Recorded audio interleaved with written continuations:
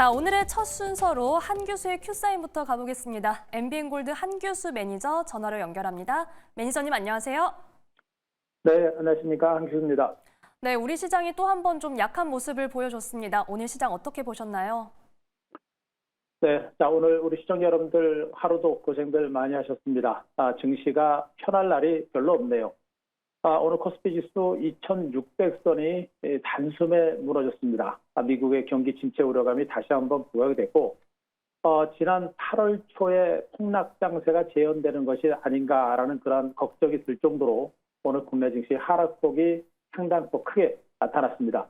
시초가 갭 하락 출발 후에 장중에 일시적인 반등이 나타났습니다만 결국엔 종가를 기준으로 일중 저점에서 마감이 될 정도로 낙폭이 컸음에도 불구하고 주가 반등은 거의 없이 마감이 된 모습이었고요.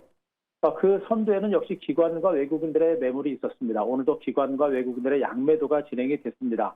연기금이라든가 기타 법인 쪽에서 소량 매수가 들어왔습니다만 아직은 일시적인 현상이기 때문에 전체적인 기관과 외국인들의 매물이 계속해서 나왔고, 이런 기관과 외국인들의 매물 속에서 거의 전업종에 걸친 주가 약세가 전개가 된 것으로 보시면 될 것 같습니다.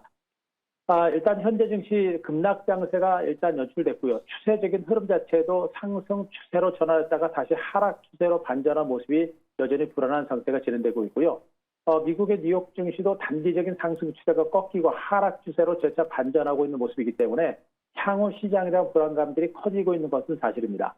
여기다가 지금 현재 시장의 상승장을 이끌 만한 상승 모멘텀이 없다라는 측면에서 시장의 추가적인 하락세가 나오지 않을까라는 경계감이 상당히 큰 상태라고 보시면 되겠죠.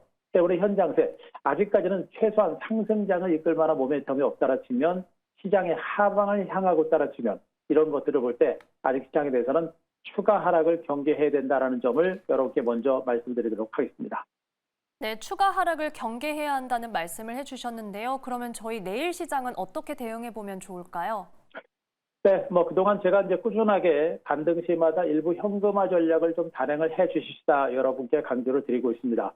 현 장세가 아직은 대세 하락장이다라고 단언하기는 상당히 어려운 상태인 것은 사실이긴 합니다만, 최소한 상승장을 보일 만한 그런 모멘텀이 없다라는 측면에서 지금은 아직까지는 일부 현금은 확보를 해 두시는 게 좋습니다. 현금을 확보하는 이유는 지수의 추가적인 하락에 대비를 한 것도 있겠습니다만, 잘하면 이번 조정 장세가 그렇게 깊지 않고 그런 상태에서 일부 유망 종목이라든가 주도주를 싸게 살 수 있는 그런 기회가 올 가능성이 있기 때문이죠. 그래서 힘들지만 일부 현금화하는 전략을 계속해서 유지하시는 게 좋을 것 같고요.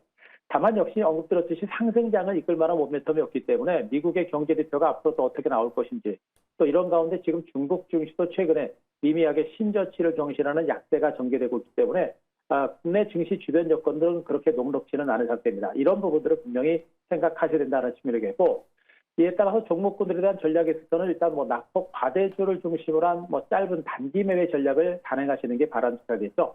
단기 매매 전략에 자신이 없으신 분들은 일단 매매를 하지 말고 일부 현금화 전략과 더불어서 관망하는 이런 전략도 필요할 거로 보고 있고요.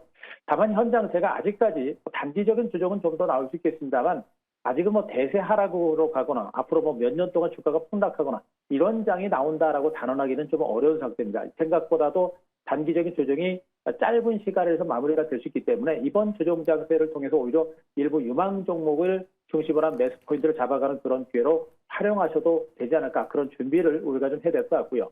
자, 이런 측면에서 봤을 때 2차 전지 관련주 쪽에 대해서 여러분들한테 꾸준하게 말씀드리고 있는데, 오늘도 상대적으로 견전을 해보고 있던 2차 전지라든가 전고체 배터리 관련주를 중심으로 해서는 이번 조정 장세를 통해서 또 한 번의 기회가 되지 않을까라는 판단도 하고 있으니까, 그런 관점에서 종목별 섹터별로 우리가 관심을 갖고 지켜볼 필요도 있을 것 같습니다. 네, 아직은 시장이 방향성을 더 잡아야 하는 상황에서 일부 현금화 전략 그리고 일부 유망주에 주목하는 전략을 말씀해 주셨습니다. 자, 이번에는 보유 종목들 전략 점검해 보겠습니다. 저희 어떤 종목부터 만나볼까요?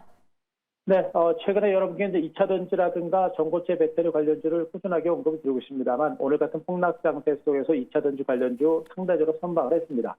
자, 포스코 인터내셔널 어제 포스코 피처엠이라는 종목을 제가 어제 여러분께 소개를 드린 바가 있는데요. 자, 오늘 주가가 약세 출발했습니다만 결국엔 마이너스 500원 약박선에서 마감이 됐습니다. 급락 출발했다가 많이 좀 땡겨 놓은 가운데 마감이 됐고요.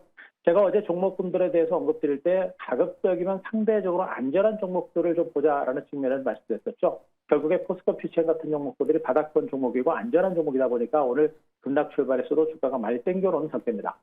자, 물론 지금 당장 2차 전지가 본격적인 상승세를 보일 가능성은 높지는 않습니다. 그러나 중장기적으로 주가가 바닥을 쳤다라는 측면, 이런 가운데 올해 연말과 내년 정도 선에서는 2차 전지 종목들의 실적 턴어라운드에 기대감, 이런 것들이 남아있는 걸 보게 되면 현재 구간에서 포스코 퓨처를 가지고 있다라고 한다면 굳이 매도까지 단행할 필요는 없을 거로 보여집니다. 따라서 단기적인 관점보다는 중장기적으로 홀딩하는 전략과 함께 조금씩 밀릴 때마다 중장기로 매집해 들어가는 전략은 아직까지는 해볼 만한 종목으로 말씀드리도록 하겠습니다.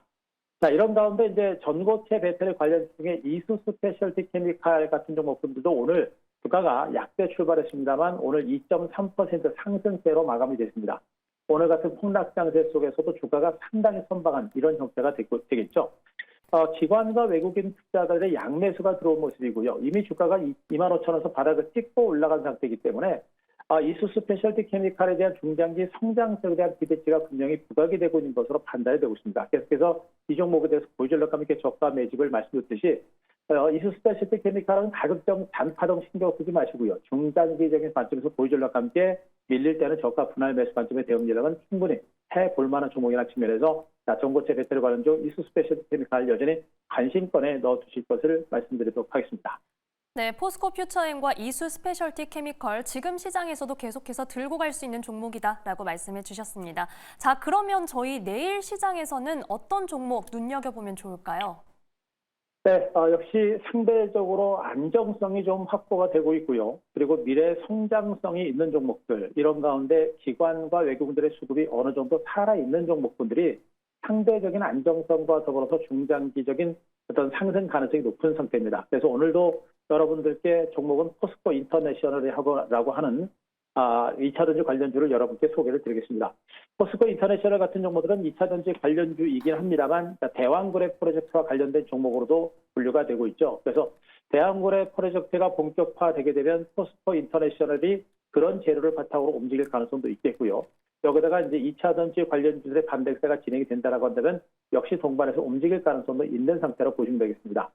자, 역시 이제 포스코 인터내셔널 같은 종목들은 지금 이제 주가 바닥 가능성이 높죠. 여전히 2차 전지 관련주들 말씀드려서 주가가 충분하게 바닥을 쳤다라는 가능성을 여러 개 말씀드렸듯이 주가는 충분히 바닥을 친 것으로 보고 있고요.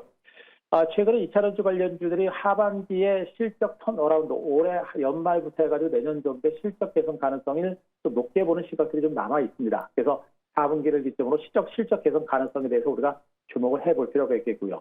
그리고 미국의 대선도 대선에 대해서도 우리가 충분히 봐야 되겠습니다만 IRF 폐기 가능성은 그만큼 높지 않다는 것도 말씀드리고 있죠. 여기다 탄자니아 흑연광산 투자를 해서 상권을 확보하면서 앞으로 2차 전지 시장의 성장에 지속적으로 대비하고 있는 그런 모습이고요. 그리고 포스코 그룹 전체적으로 4분기 기업 밸류업과 관련된 계획을 발표할 가능성이 높은 것으로 시장에서 보고 있습니다. 바로 이런 것들이 이 종목의 주가 반등세를 이끌어낼 수 있는 모멘텀으로 작용할 가능성이 높다고 보시면 될 것 같습니다. 따라서 이 종목도 단기적인 관점보다는 중장기 관점에서 보시는 게 좋겠고요. 가격 전략은요. 오늘 58,200원인데 가격 조금 낮춰서 58,000원 매수가 설정을 드리고 목표가는 75,000원 정도까지 제시를 드리겠습니다. 그리고 손절가 53,000원 제시를 드리도록 하겠습니다. 네, 한규수 매니저님의 내일장 관심주 포스코 인터내셔널입니다. 상승력이 말라버린 시장에서 대왕고래 그리고 밸류업에 대한 기대감까지 가지고 있습니다. 자, 오늘 말씀 여기까지 듣겠습니다. 지금까지 MBN골드 한규수 매니저와 함께했습니다. 고맙습니다.